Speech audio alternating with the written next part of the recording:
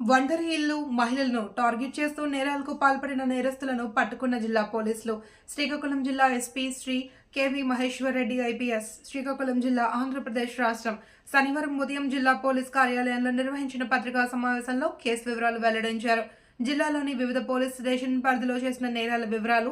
సదరు ముద్దాయిలు శ్రీకాకుళం జిల్లాలో సరబుజ్జులినందు ఒక దొంగతనం, ఆమదాలవలస పోలీస్ స్టేషన్ పరిధిలో 2 దొంగతనాలు, పొందూరు పోలీస్ స్టేషన్ పరిధిలో 2 దొంగతనాలు, బుర్జా పోలీస్ స్టేషన్ పరిధిలో 3 దొంగతనాలు, జలమూరు పోలీస్ స్టేషన్ పరిధిలో 2 దొంగతనాలు, ఎచ్చెర్ల పోలీస్ స్టేషన్ పరిధిలో 1 దొంగతనం, టెక్కలి పోలీస్ స్టేషన్ పరిధిలో 1 దొంగతనం చేశారు. పై కేసును శ్రీకాకుళం పట్టణ డీఎస్పీ సిహెచ్ వివేకానంద ఆధ్వర్యంలో చాకచక్యంగా వ్యవహరించి కేసు ఛేదించడం. ప్రతిభ కనబర్చిన వి సూర్యచంద్రమౌళి, ఇన్స్పెక్టర్ సిసిఎస్ పిఎస్కే Paidapu Naidu, inspector Srikakulam rural circle J Srinivasarao, inspector Narasannapeta circle P Satyanarayana, inspector Amadalavalasa circle S Balaraju, SI Sarubujjili CH Durgaprasad, SI Narasannapeta K Krishnaprasad, SI సిసికే మధుసూదనరావు, ఎస్ఐ సిసిఎస్ పోలీస్ సిబ్బంది శ్యామ్ సుందర్రావు, రాజు, భాస్కర్ రావు, శ్రీను, సురేష్, విజయకుమార్, హరీష్, అన్వారిని జిల్లా ఎస్పీకే శ్రీ కెవి మహేశ్వర్ రెడ్డి ఐపీఎస్ ప్రత్యేకంగా అభినందించారు.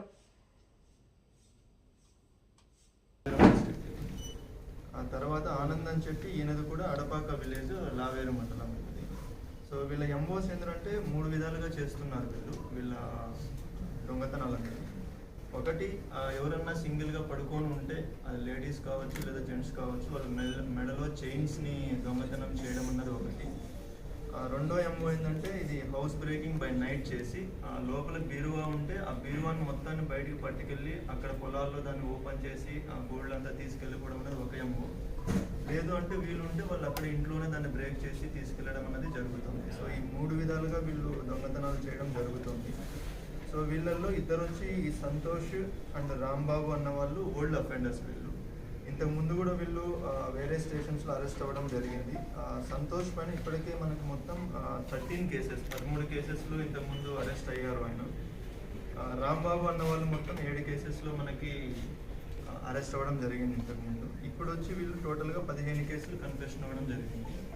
ఈ కేసెస్ అన్నీ కూడా మనకి 2023, 2024కి సంబంధించిన దొంగతనం కేసెస్. సో ఈ టీం మొత్తానికి మనకు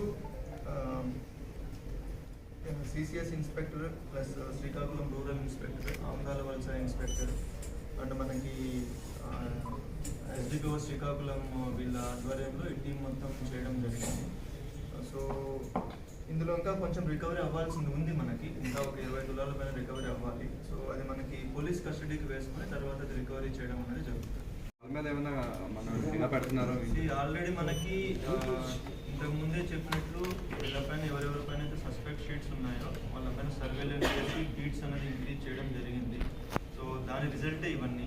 ఓకే, సెకండ్ థింగ్ ఏంటంటే మనకి రీసెంట్గా సీఎం సార్ ఇన్స్ట్రక్షన్స్ ప్రకారం, గవర్నమెంట్ ఇన్స్ట్రక్షన్స్ ప్రకారం వీళ్ళందరికీ కొత్తగా డేటా తీసుకొని వీళ్ళు ఎక్కడ ఉంటున్నారో ఏంటంటే ఆన్లైన్లో అప్డేట్ చేయడం కూడా జరిగింది. సో దీని బేసిస్ తోటి మనకి క్రైమ్ స్పాట్స్ కావచ్చు లేదా వీళ్ళు ఎక్కడ వీళ్ళ మూమెంట్స్ని కావచ్చు కంప్లీట్గా మనం డిజిటలైజ్ చేసి వాళ్ళకి మానిటరింగ్ చేయడం అనేది కూడా జరుగుతుంది. అండ్ ఫర్దర్గా కూడా ఎవరైతే ఈ మధ్య దొరుకుతున్నారో, ఎవరిపైన అయితే షీట్స్ లేవు, సస్పెక్ట్ షీట్స్ అన్నది లేదు, వాళ్ళపైన కూడా సస్పెక్ట్ షీట్స్ ఓపెన్ చేసి మనం సర్వేలెన్స్ అనేది పెంచుతాం. సార్, హైవే పెట్రోలింగ్ సంబంధించి కానీ ఈ సీసీ కెమెరా సంబంధించి కానీ పూర్తి స్థాయిలో వచ్చాయి సార్ అందుబాటులోకి? కొన్ని లేదు, అది ప్రాసెస్. టీవీ కెమెరాస్ గురించి మనకి అది వర్కౌట్ చేస్తున్నాం. ఆల్రెడీ మనకు ఒక 900 కెమెరాస్ మాత్రమే ఉన్నాయి. ఇంకా రిక్వైర్మెంట్ ఎంత ఉందన్నది ప్రొజెక్ట్ చేశాము. అది అందులో కొన్ని కెమెరాస్ని పర్చేజ్ చేయడం కూడా జరిగింది. ఇంకా కొన్ని కెమెరాస్ని పర్చేజ్ చేయాల్సిన అవసరం ఉంది. అది మనకి నెక్స్ట్ ఒక 3 to 4 monthsలో అది కంప్లీట్గా ఒక షేప్కి వస్తుంది.